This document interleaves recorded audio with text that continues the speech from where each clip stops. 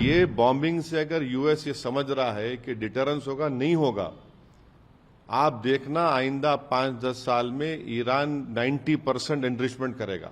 इसीलिए पाकिस्तान ने Nobel peace prize के लिए कहा था, और इसीलिए क्या उनका जो जनरल था जाकर ट्रंप के पास बैठकर खाना खाया था। पाकिस्तान के देखिए, पाकिस्तान ने फॉर्मल कहा ना कि हम ट्रंप के लिए नोबेल पीस प्राइज बोलेंगे, तो क्या इन्होंने इसीलिए कहा था, इसीलिए कहा कि उनको नोबेल पीस प्राइज मिलना चाहिए इस आदमी को, इस प्रेसिडेंट को, जिसने अपने ही देश के संविधान का वायलेशन किया, यूनाइटेड नेशन चार्टर का वायलेशन किया, इंटरनेशनल लॉ का वायलेशन किया। जो आज यूनाइटेड स्टेट्स ने जो बॉम्बिंग की है वो इंटरनेशनल लॉ का वायलेशन है, वो यूनाइटेड नेशंस के चार्टर का वायलेशन है, एनपीटी का वायलेशन है, और खुद यूनाइटेड स्टेट्स का जो उनका संविधान है यूएस का कि बगैर कांग्रेशनल परमिशन के वो जंग नहीं कर सकते बॉम्बिंग, उन्होंने उसका वायलेशन किया। और उन्हीं का इंटेलिजेंस डिपार्टमेंट, यूएस का इंटेलिजेंस डिपार्टमेंट ने कहा कि ईरान तो न्यूक्लियर वॉरहेड वेपन्स के करीब नहीं था। तुलसी गबार्ड का स्टेटमेंट है। ये सिर्फ एक फसाड क्रिएट किया गया।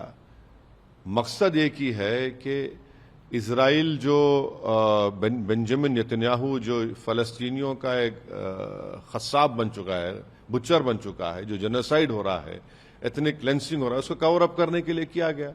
फिर 55,000 लोग मारे गए, अभी मर रहे हैं वहां पर, आप उसकी बात नहीं करते। तो ये बॉम्बिंग से अगर यूएस ये समझ रहा है कि डिटरेंस होगा, नहीं होगा। आप देखना आइंदा 5-10 साल में ईरान 90% एनरिचमेंट करेगा। आप इस बात को देख लेना कि उस इलाके में जितने मुस्लिम अरब कंट्रीज हैं वो अब ये तय करेंगे कि भाई हमारा को अगर डिटरेंस चाहिए इजराइल से तो हमको भी अब वही करना पड़ेगा। वो भी करेंगे, न्यूक्लियर बॉम्ब्स बनाएंगे, न्यूक्लियर वॉरहेड्स बनाएंगे। और ये जो यूएस ने किया है, इराक में आपने झूठ बोला था वेपन्स ऑफ मास डिस्ट्रक्शन, कहां मिला? कुछ नहीं मिला। आपने लीबिया में गद्दाफी को हटाया, ये कुछ इल्जाम लगाकर केमिकल वेपन, क्या हुआ? कुछ नहीं निकला। तो आप ये जो इंस्टेबिलिटी क्रिएट कर रहे हैं, ये इंस्टेबिलिटी आपको ही महंगी पड़ेगी। अगर कल वहां पर जंग हो जाएगी उस इलाके में, जो अब पूरे आसार नजर आते हैं, तो फिर पूरा इलाका एक आग की झोंक में होगा। और वहां पर 60 लाख से ज्यादा भारत के लोग काम करते हैं उस तमाम कंट्रीज में। हमारे इंडियन कंपनीज का इन्वेस्टमेंट है उन कंट्रीज में। एक बहुत बड़ा फॉरेन एक्सचेंज हमको वहां से आता है। और एक बात याद रखिए, जो गल्फ कंट्रीज में जो भारत के नागरिक काम करते हैं, इनकम टैक्स नहीं देते। वो नॉर्थ अमेरिका में इनकम टैक्स देते हैं, यहां पर हमको आता है, तो फिर कितना बड़ा नुकसान होगा सबका। तो ये बात हमको समझने की जरूरत है।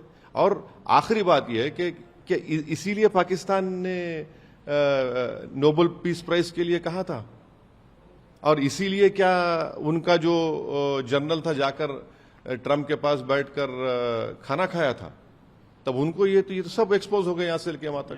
पाकिस्तानी मुस्लिम आवाम को नहीं, पाकिस्तान के देखिए, पाकिस्तान ने फॉर्मल कहा ना कि हम ट्रंप के लिए नोबेल पीस प्राइज बोलेंगे, तो क्या इन्होंने इसीलिए कहा था, इसीलिए कहा कि उनको नोबेल पीस प्राइज मिलना चाहिए इस आदमी को, इस प्रेसिडेंट को, जिसने अपने ही देश के संविधान का वायलेशन किया, यूनाइटेड नेशन चार्टर का वायलेशन किया, इंटरनेशनल लॉ का वायलेशन किया, एनपीटी का वायलेशन किया। तो क्या इसीलिए पाकिस्तान प्रेसिडेंट ट्रंप को नोबेल पीस प्राइज के लिए रेकमेंड किया था क्या? सर, यूएस की भूमिका मिडिल ईस्ट रीजन में नहीं, यूएस ऑनेस्ट ब्रोकर कभी नहीं था। चाहे इराक हो, चाहे लीबिया हो, चाहे पैलेस्टाइन हो। और ये जो गजा में जेनोसाइड हो रहा है, जो एथनिक क्लेंसिंग हो रही है एक रेसिस्ट स्टेट की तरफ से, उस पर तो यूएस बिल्कुल खामोश बैठा हुआ है। सारी दुनिया बोल रही है कि पैलेस्टीनियंस का क्या एथनिक क्लेंसिंग हो रही है। माने अगर वो लोग खाना लेने जा रहे हैं तो गोलियां चलाकर उनको मार रहे हैं।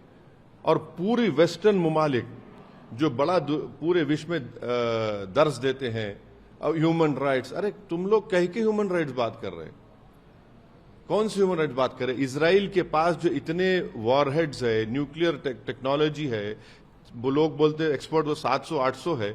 इसराइल ना एनपीटी का मेंबर है, इसराइल आईएईए को अलाउ नहीं करता, आप उसके न्यूक्लियर जो बनाकर बैठा हुआ इतने वर्षों से उस पर कोई बात ही नहीं करता।